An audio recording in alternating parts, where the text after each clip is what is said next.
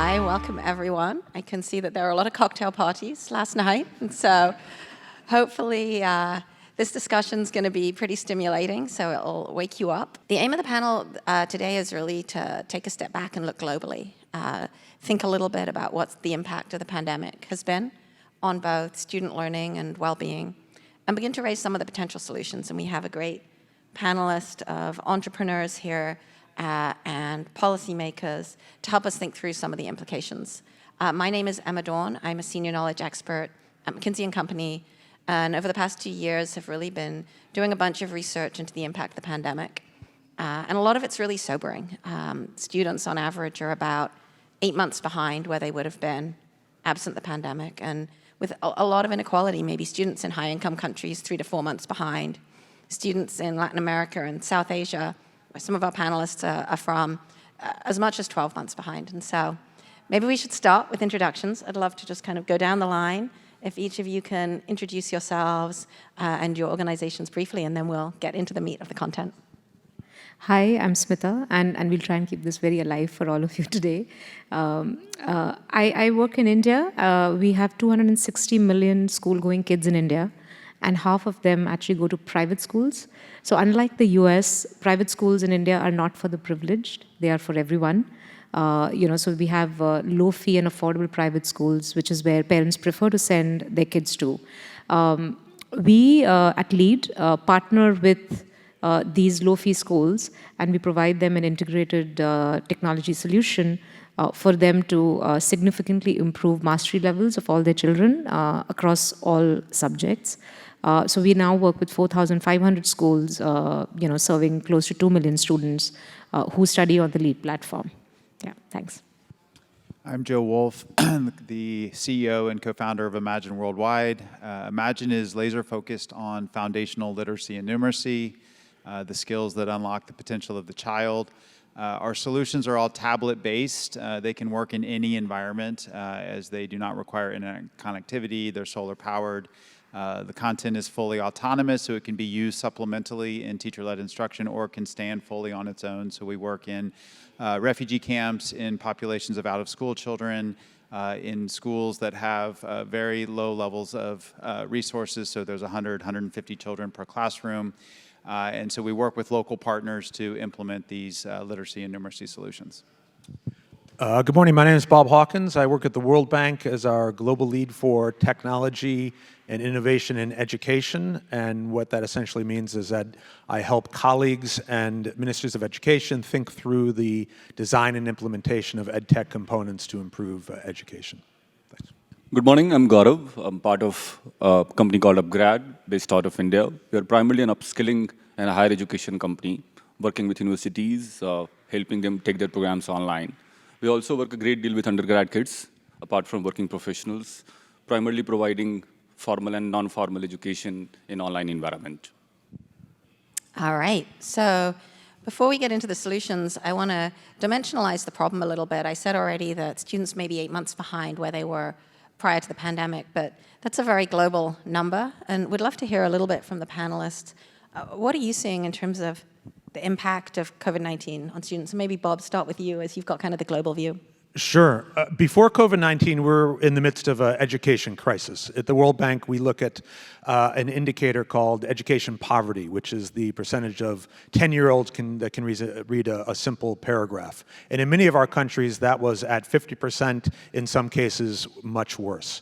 As a result of COVID, our simulations show that this indicator has become even worse. So while we had a crisis before, we have an even deeper crisis right now, which compels us to think about ways in which to act urgently to address this crisis, starting with learning recovery. How do we get kids back into school? When they're back in school, what are the actions that we should take to begin to kind of measure what is that learning loss, how we might be able to rethink the curriculum to make it more streamlined, and how we might be able to deliver innovative ways to make up what we expect are large learning losses as a result of COVID.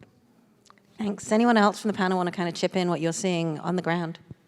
Yeah, maybe I can go next.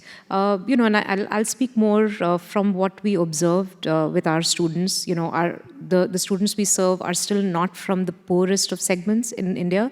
They're, as I said, they're low income. At least the parents afford to send them to a private school. Even there, we saw that, I think India had the longest physical lockdowns of schools in the whole world. Schools were shut for almost 2 full years. Kids never went to school.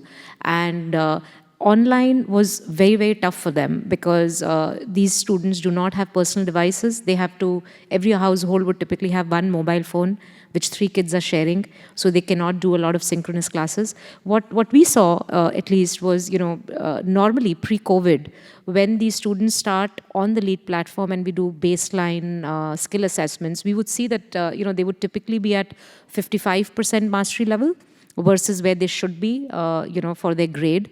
And during the pandemic, we saw that number drastically drop to like 42, 43%, despite these kids having access to some education. They were doing some schooling online with us and with their teachers. So I can only imagine that it's much worse for those kids, who are enrolled in government schools and never got that education for 2 years.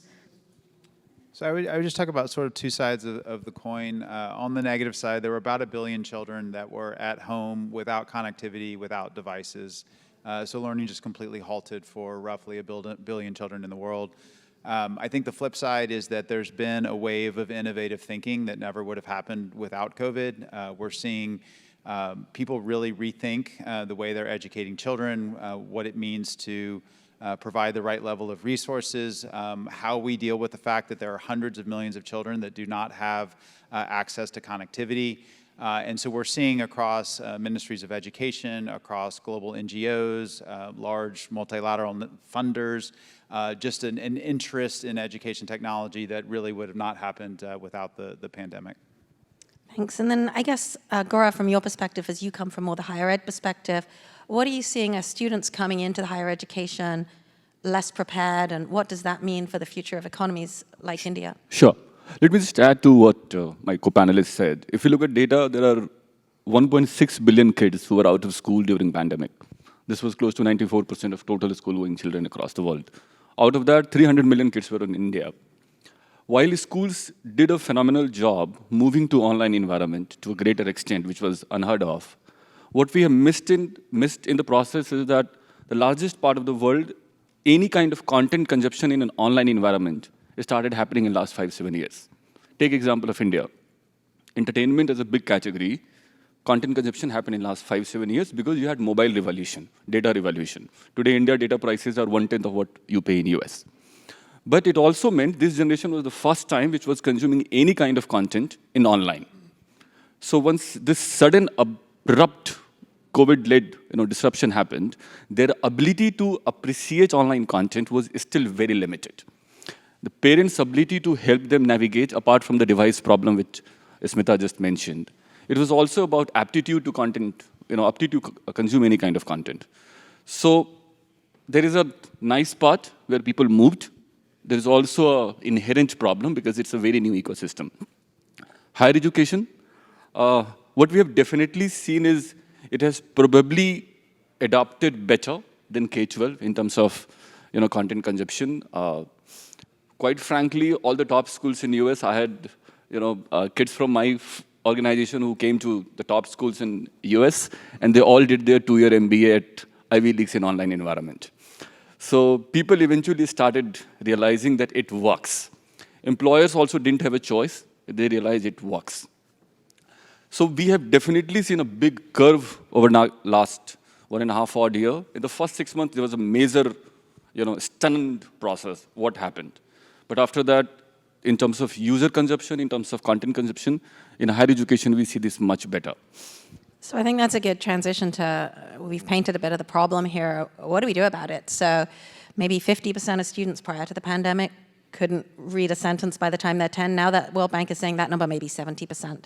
And where do we start? Do we try to focus on helping students recover from COVID, or tackling some of those pre-existing gaps that 50% of kids that even prior to the pandemic couldn't read?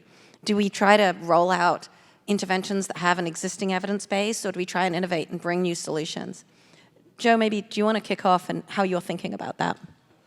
Sure. So we work primarily in sub-Saharan Africa. We'll be in 7 countries in the next probably 18 months. The statistics actually learned at this conference is that 15% of Africans have access to the internet.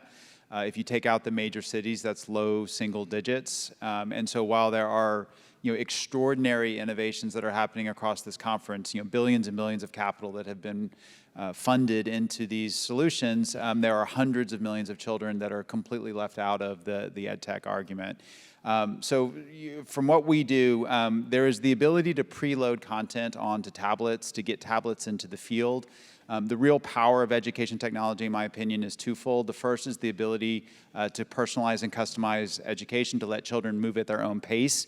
And so in a very under-resourced area, the fact that you have huge variability in the proficiencies of children, technology can help address to allow kids to move at their own pace.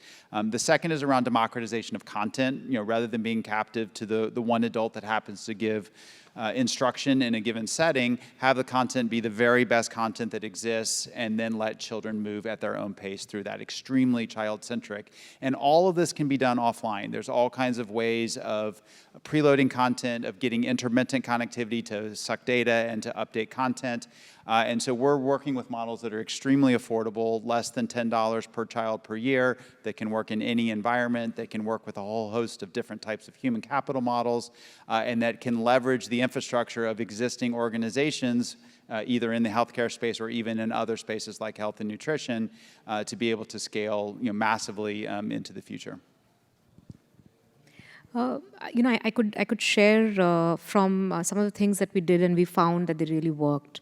As I was mentioning earlier, that there is, in any case, we work with students who have a lot of learning gaps. And in India, I think most of us who've read about India, we know that there are massive learning gaps, right? So, one of the things which is very core to how we design our solution is basically identifying the current learning level of children and then basically starting their learning process from there and accelerating from there.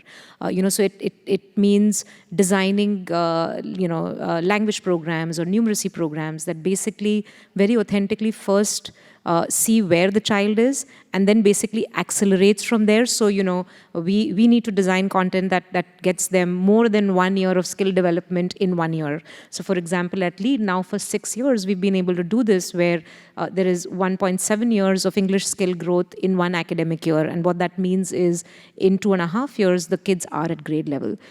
So that applied pre-pandemic, and we found that it was very, very important during the pandemic and now post-pandemic as students come back. The second solution, 2 other solutions which are, I think, very, very, were innovations that we made during this period. One was to basically recognize that there is going to be this learning loss and preemptively design bridge courses which focus on specific and very critical prerequisite skills where you get the students to cover that before they move on to the next grade. The way LEAD works is we design centrally, but then, at scale, the execution happens at schools. So I think a lot of organizations, whether they're nonprofit or for-profit, if we can design innovative programs centrally, which is then available to lots of teachers and schools for them to implement, that can actually bridge the gap. So our bridge course, in fact, had 20% jump in student mastery within 12 days. So if that can be done, with 1 million students, so I'm sure that's another thing that can be done across the board. Thanks. And I think scale is something that I've been hearing again and again as a big challenge in some of these contexts. There's these amazing examples of impact, Imagine Worldwide, LEAD, others, upGrad. But then when you actually look at some of the results at scale, it's a little bit more depressing. So we did a big analysis of the PISA assessment in 2018 where PISA, OECD asked a whole bunch of questions of students about their use of technology. And what we found was a little concerning. We found that students who use tablets in the classroom globally perform about half a year behind students who don't. We found that the amount of technology use that was most associated with higher scores in PISA was 0 minutes a day in most countries. And so I'm curious, as you kind of think about this, and maybe Bob, you can take a first crack at this. It seems like there's really great examples of innovation, but that those results seem to dissipate with scale. How are you addressing that challenge? Yeah, no, I think what we found as a result of COVID were three challenges of access, content, and teachers.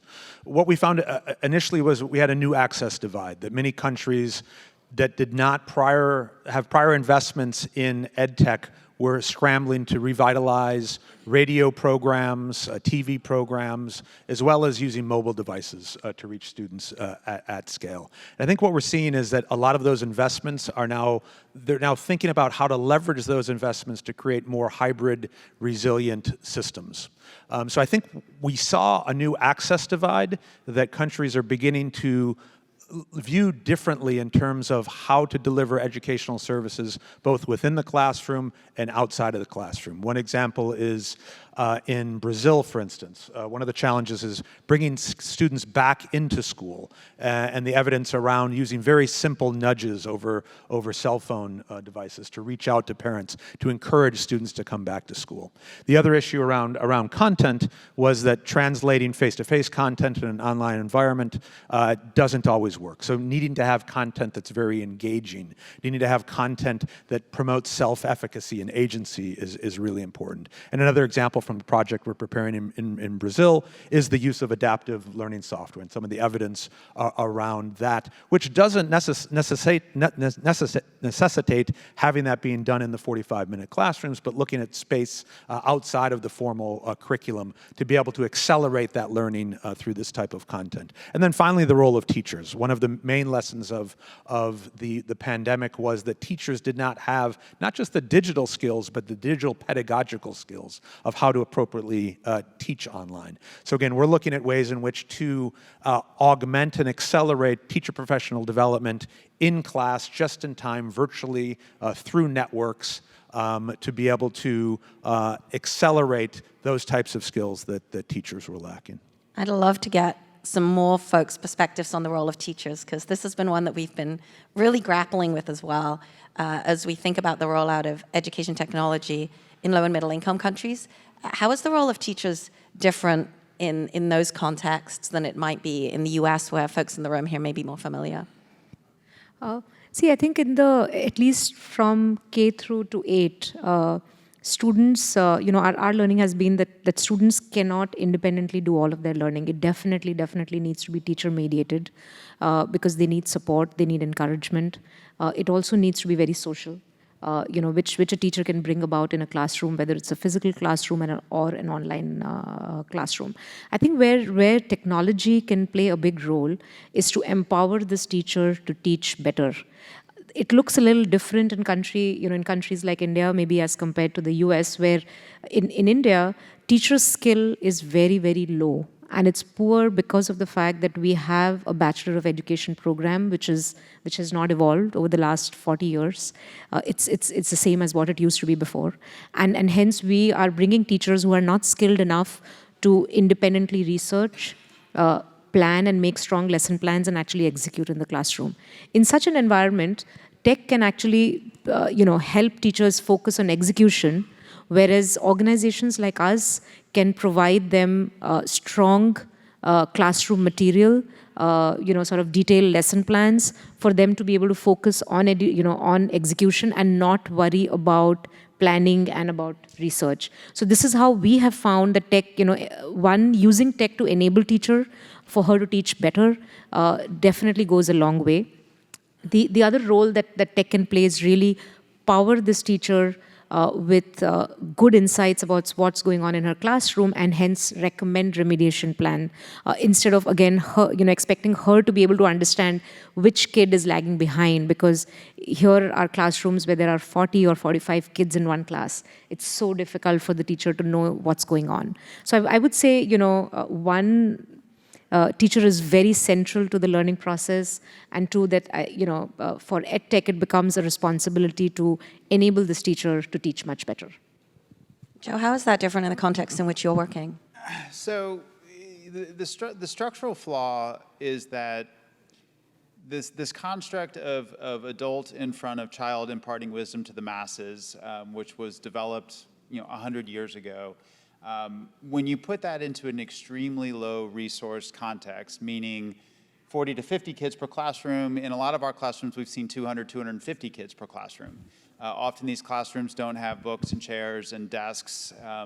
Many of the teachers are volunteers, huge teacher absenteeism issues. And so there is a structural flaw in relying on that human capital model to be able to get all of those children where they need to be. Thus, the other World Bank statistic is that 9 out of 10 children in sub-Saharan Africa have hit this learning poverty level of not being able to read a paragraph with comprehension.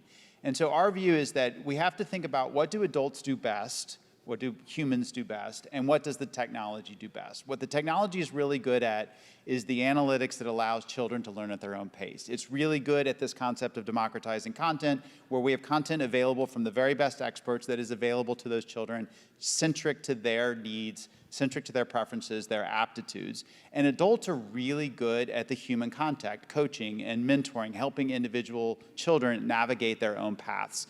And so we see technology as a huge facilitator of having humans be able to spend more time with individual kids, have more access to data so that they better understand where their children sit, shrink the classroom so that some children are working productively with technology while the teacher is able to work with smaller numbers.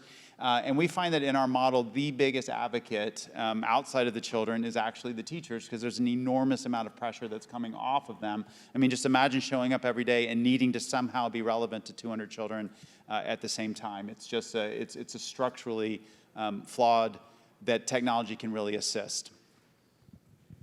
Gaurav, anything to add? Yeah, sure. Just to add, I think, see, a big concept in school education is task on time for teachers. How much time they essentially spend on academic versus non-academic.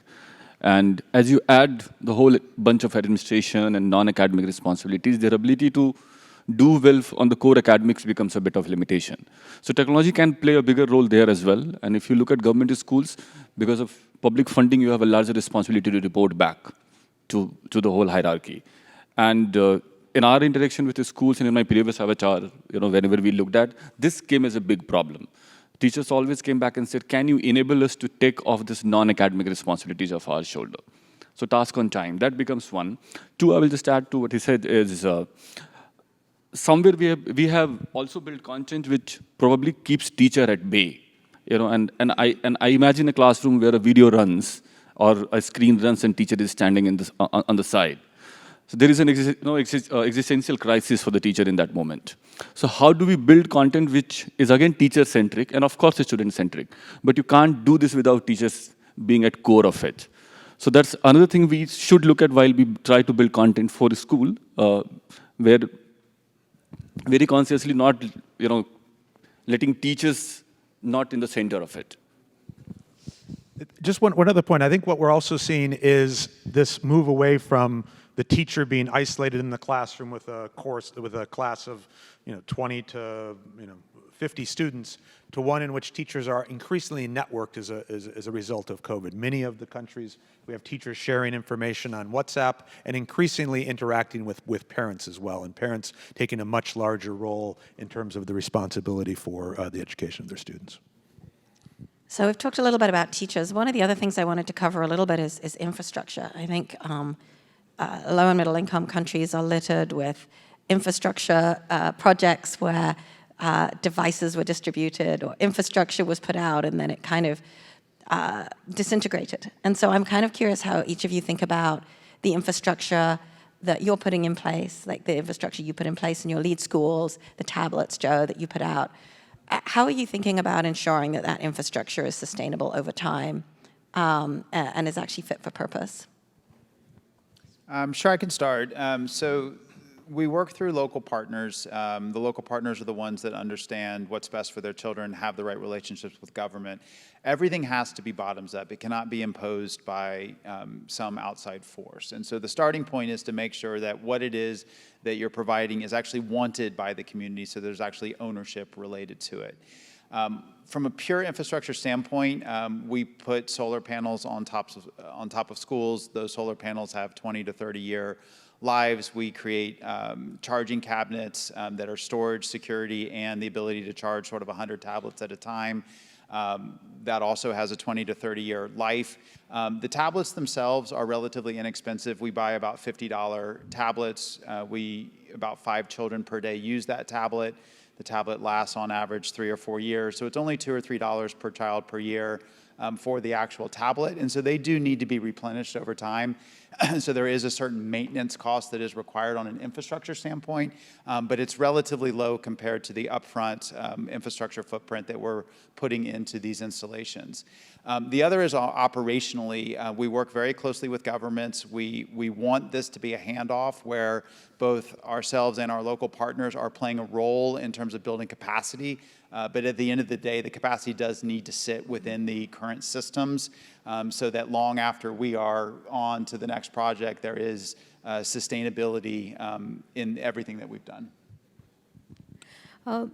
That's an interesting question about infrastructure. So I think, in India, what we have seen over the last 7-8 years is massive penetration of mobile phone and data being available very, very cheap. Now, when we started tackling this problem, there were 2 things. One was, how do we convert a classroom, which is a traditional classroom with a teacher in front of the students, and just with a blackboard and a textbook in her hand, which then just basically makes it very boring, and she's just delivering a lecture, which we all know just doesn't work for students, for it to be an interactive environment. And we got very innovative to ensure that the infrastructure that we're putting in the classroom actually is within the cost structure of the school, which is a private school and hence needs to make profits. So, what we do now is we actually centrally source, smart TVs and tablets, which are very, very cheap. And we install it in every classroom in the school that we partner with.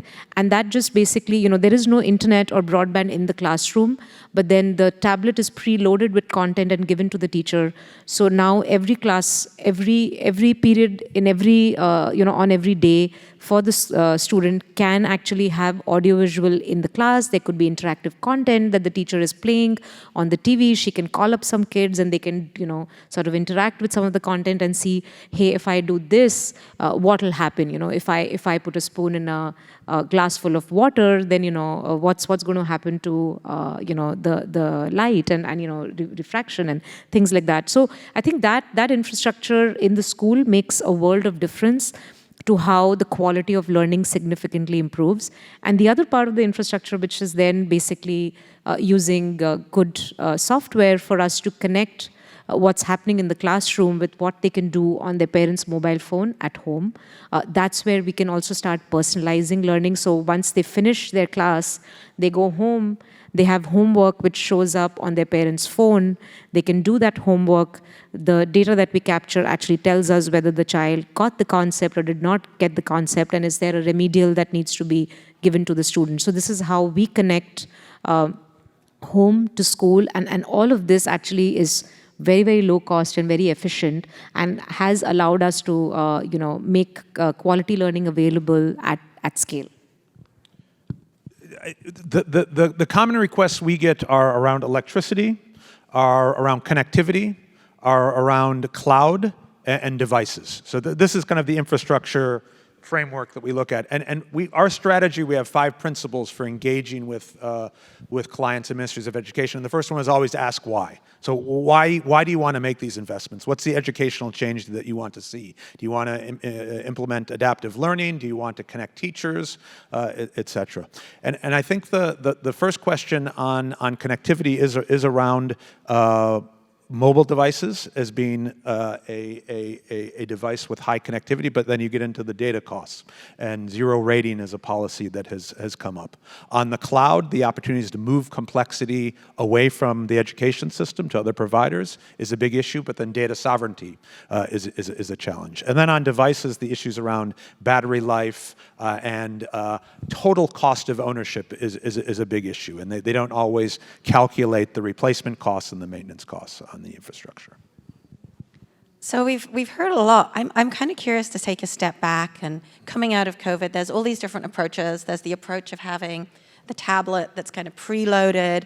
The teacher is really a facilitator, social, emotional. There's the approach where you're providing the technology more as a tool for the teacher. If you had $100 million, which approach would you roll out where and why? I mean, maybe Bob, you go first because you're the one from the World Bank, so you're the one maybe with funding. No, I mean, I think first of all, again, the question of ask why. What is the change that you want to see in the classroom? The second is the issue around kind of what are the most cost-effective implementation solutions that you can put into place. So to give some very concrete examples, again, in the case of Brazil, they have focused on one, getting students back to school and looking at kind of early warning systems to identify those that are at risk and using very simple cellular technology to reach out to teachers, or parents rather, to encourage those students to get back to school. The second is to bring them back up to grade level and looking at adaptive learning and restructuring the classroom to provide that extra time to recover learning loss. The second is a non-technical, is just being more focused on learning and trying to reduce the scale of the curriculum, to be able to focus on basic literacy, basic numeracy to bring students back up to speed. And then again, the teacher training, looking at how you can scale up the gaps that have been exposed in terms of teachers' digital and pedagogical skills through the use of technology for much more just-in-time networked teacher professional development. And then I think going forward, I think countries are looking at how to kind of leverage this technology to build more resilient hybrid systems, which implies more investment and partnerships in the connectivity to reduce that access gap. Could go next. So I think context is very important for any solution. I'm sure what will work in our context won't work in the sub-African continent. And I mean I got to know today for the first time that there are 200 students in a classroom. I mean I can't imagine how that would be. So I think in our context, in the Indian context where we do have teachers, we just have very, very low skill teachers. I would actually invest in two areas. One is make classrooms a lot more active by providing the right infrastructure in the classroom. It can be done at very, very low cost. And every classroom that gets completely equipped with an audiovisual device, with teaching learning material, definitely does result in significant jump in student outcomes. So that would be one. And the second is really use the mobile phone penetration within India, and data is really, really cheap in India. Everyone, 95% of our parents had mobile phones. We had no problem in moving our kids online within 4 days, because they were using their parents' phone to attend classes.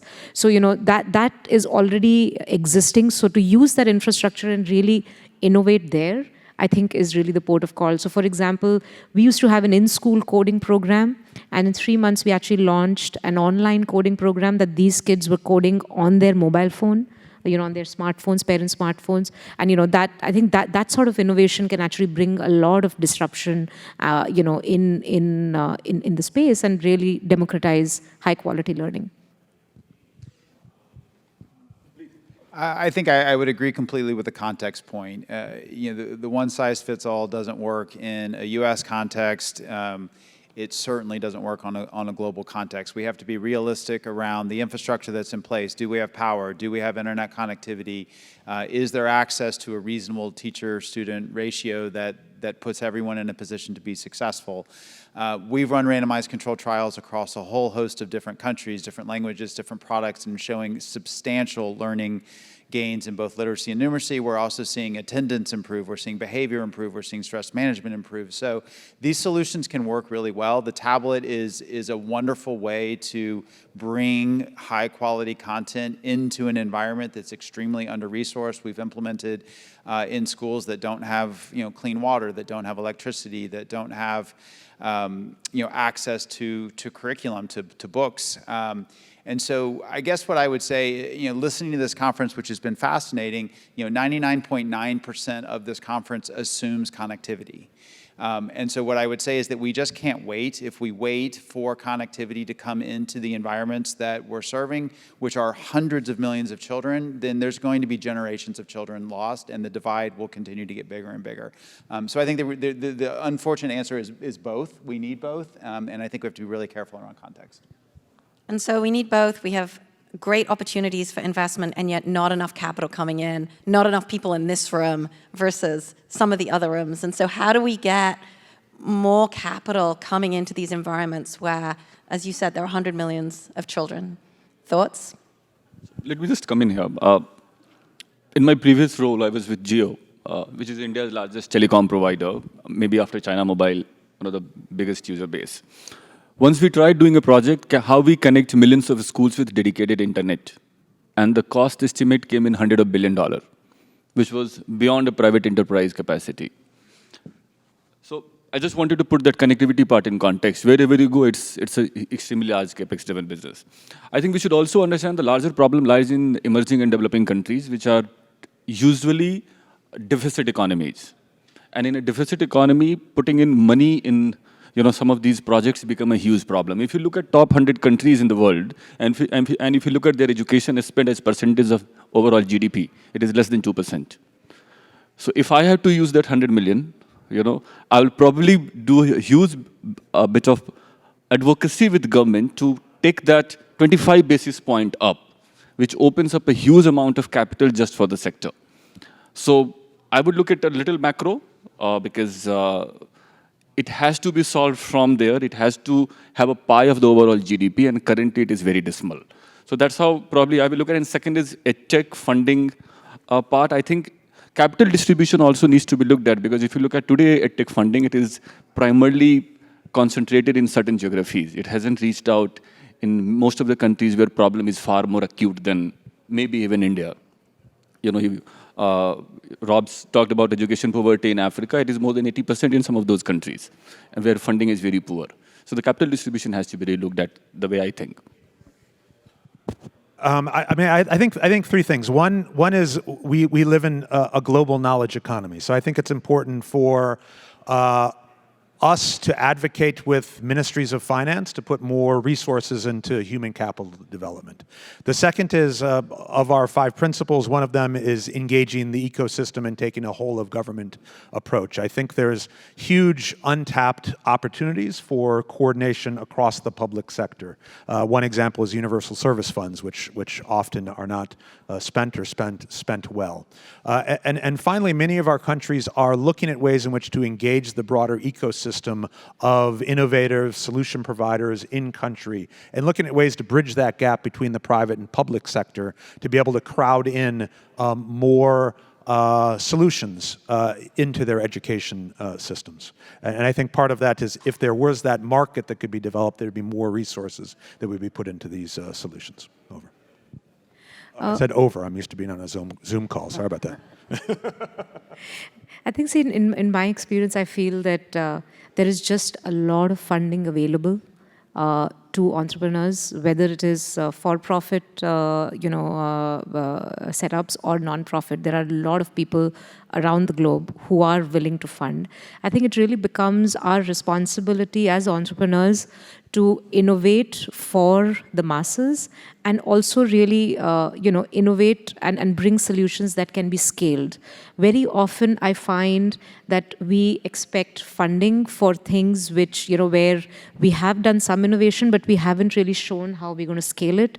I would say that, and I've yet to come across solutions which are high efficacy and can be scaled, but have not received funding, whether they're non-profit or for-profit. So I would say the responsibility largely lies with us as entrepreneurs. Any final words on that, Joe? Or?